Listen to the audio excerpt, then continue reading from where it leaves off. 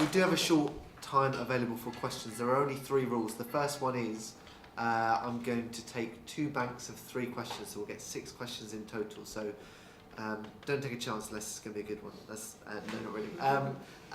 First rule, please keep it really short. Second rule, please introduce yourselves for the sake of the other people here. Third rule, please have a question mark at the end. That would be really helpful, and it means that everyone will like you afterwards when you go networking. So, hands up, anyone that would ask this question. Gentleman at the back there. My name's Mark Williams Thomas. It's a very simple question for Hugh and for Peter, really. Is that, would you agree that the current foreign travel orders are not effective, and that you require a straight legislation change in order for them to be effective? Thank you. Yeah, and we'll take 2 others in this bank. Yeah, gentleman at the front here. There's a microphone coming, sir. Sorry. Thank you. David Auld, ECPAT International and ECPAT UK. The question of information about travelling sex offenders, British nationals overseas, is a long-standing one. I lobbied the Foreign Office about this 15 years ago to say, why do you not keep data on people who are arrested overseas that come to the information of the local embassy? Nobody would take any responsibility for that. Has anybody got any responsibility for that now? Thank you. And I'll take one other, if there is one other. Yeah, just take this gentleman here. One simple question. There's a new agency being formed, but why will that agency be successful when soccer, in its short lifetime, actually seems to have failed? Okay, thank you very much. Sorry, I didn't catch your name, sir. John Wall. John. Thank you, John. Turn to our panellists who wants to jump in on any of those. Peter. Well, okay. All I was going to do was suggest Hugh might want to give the first opinion on the first thing, but I will come back on those other issues in a moment. I'm referring to you. Take them in sequence. Mark, the answer's yes. David, in terms of data, the review seeks to analyse the extensive deficiencies in data. It really is one of the problems, quantifying these problems. The Compass system, the Foreign Office Compass system, seems to record those reporting to local embassies, but not whether it results into convictions. It's a bit of a mess, and all that is identified through the review. SOCA, National Crime Agency, well, SOCA's priorities, perceived from the outside, have been terrorism and drugs. The NCA is going to have a fixed portfolio for child protection, to put it simply. And as I've said, I would hope and expect that there would be the level of fixed resources, arguably funded by DFID, for law enforcement on the ground to engage constructively, specifically on child protection in vulnerable countries. I'm very glad I did that. Mark, in answer to your question, you know perfectly well that I wear a number of different hats, so I'm going to answer them with my different hats on for reasons I know you will understand. As Chief Executive of CEOP, whose mission is to protect children from sexual exploitation and sexual abuse, it seems to me pretty much unarguable that the legislation could do more to protect children abroad from known threats in the UK. That seems very clear. I hope that's a clear enough answer on that one. On behalf of the Association of Chief Police Officers, for whom I lead on child protection, we do not have a fixed view on this, but you can infer from the fact that I commissioned Hugh's report and the report of his colleagues, and the fact that I'm happy for it to be made public, and the fact that I've already written to Hugh saying we will consider what is a very weighty report indeed very carefully and take an ACPO view on it. You'll infer from that that we clearly think there is something that needs to be done, but I'm not going to leap ahead of ACPO policy for a number of different reasons. From a personal point of view, having spent 27 plus years now in the police, I'm used to the idea of wishing there was just one more piece of legislation to help us out. I think on this occasion there definitely is. So I just speak there as an experienced police officer who, like you, has tried the best to apply the law to protect the public. The second issue is we struggle with data. I've got a colleague here who struggles with it, wrestles with it every day. We are trying very hard to get far better data to triangulate on this issue within CEOP, which will be the intelligence lead on this subject. But you've identified an area which is still for development, notwithstanding the fact that the Foreign and Commonwealth Office does provide support for some of our prevention work, such as the International Child Protection Network.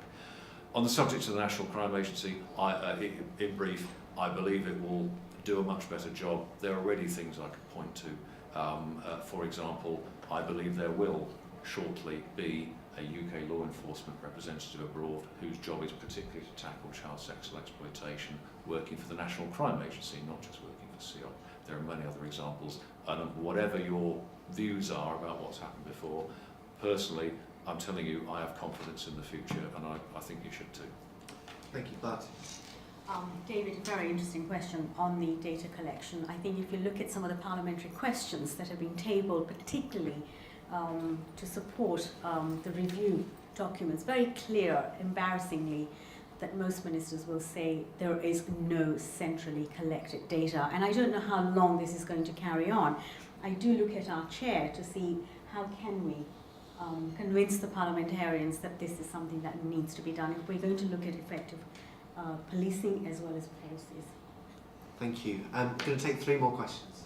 There was a lady at the front, and then Bob, and this lady over here, and that will be our 6th. Lady at the front is there.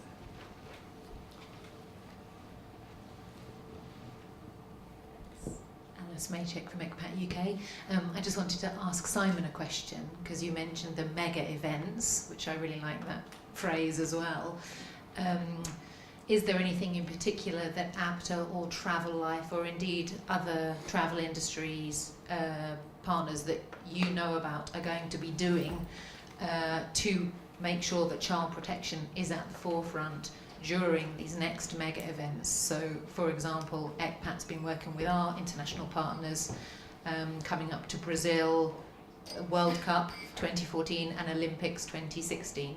So I'm just wondering if ABTA or any of the other agencies that you work with will be doing anything based around the mega events. Thanks. And if in any way parliamentarians could get involved and support those as well. Bob, just behind. I think mine was the same question.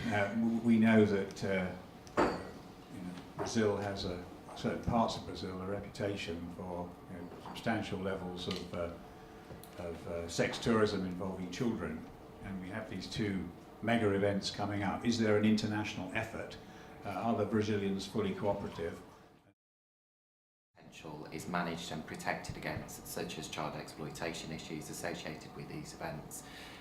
In terms of the role for government and parliamentarians, then absolutely that's something ABTA would very much welcome. We work very closely with the Foreign and Commonwealth Office, particularly in relation to government actions overseas in tourism destinations, and that collaboration has proved very useful with past mega events, and we're sure it will do with the future forthcoming mega events in terms of safeguarding against the risk of child exploitation, which we know is a real and significant risk during these mega events. So yes.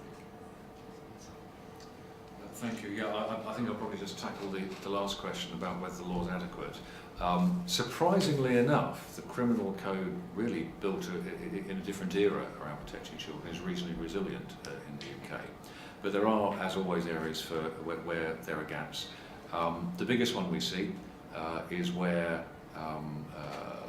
children, young people, can effectively be what you or I would call blackmailed into abusing themselves online in order, for example, to regain the control of their social networking identity. The general public would call that blackmail. Legally it isn't, because there isn't the kind of financial gain that the offence of blackmail requires. This is an increasingly common modus operandi among UK offenders, but also offenders abroad who are presenting a major threat to children in the UK and around the world. I think that's an area. I'll be blunt. The biggest gap in legislation is the absence currently of a legally enforceable regime to retain and access communications data for the purpose of investigating this kind of online activity, and indeed all other forms of criminality that CEOP tackles, all of which leave a digital footprint. That's the biggest gap in legislation, and obviously after the Queen's speech yesterday, it's still out there as a gap. Thank you, Barty. Yeah, I think Alex, very important point. Two mega events, what do we do, what can we do? As Alex pointed out, EGPAT's working on several projects with other international bodies, kind of urging the public mainly to not to look away if they see signs of possible exploitation and to act. So the emphasis is very much on the citizens as well as kind of the law enforcement agencies. But I think one point I want to conclude with is, again, Simon talked about the code. This is a code of practice for the travel and tourist industry to adopt in order to make sure that they are very much aware of the protection measures that need to be in place. EGPAT is currently looking at becoming the local code representative, which will be based in the UK, to hopefully work very closely with the industry for the adoption of this code, not just on paper, but to make sure that in practice it works. So again, we welcome the industries to collaborate with us on this. Thank you. Thank you. Finally, Hugh. So far as the mega events are concerned, clearly there's going to be a proportion of probably mainly young men travelling to watch these games that would not be identifiable as risks on any intelligence, who will opportunistically take advantage of a thriving market for sexual services in children in Brazil. In terms of local cultural norms, it isn't a very encouraging picture. However, there will be those who are identifiable as a risk with no conviction, and there'll be no power to stop them travelling. That's our point. In terms of foreign travel orders and police force awareness, well, you have 50 in 8 years. The data we receive suggests that some forces have simply never applied for one. And if there are broadly 30,000 people on the register of notification obligation under the Sexual Offences Act, i.e. convicted offenders, 30,000 distributed pro rata nationally, that rather answers the question, doesn't it? It costs money to bring civil proceedings to prove to the criminal standard the underlying facts.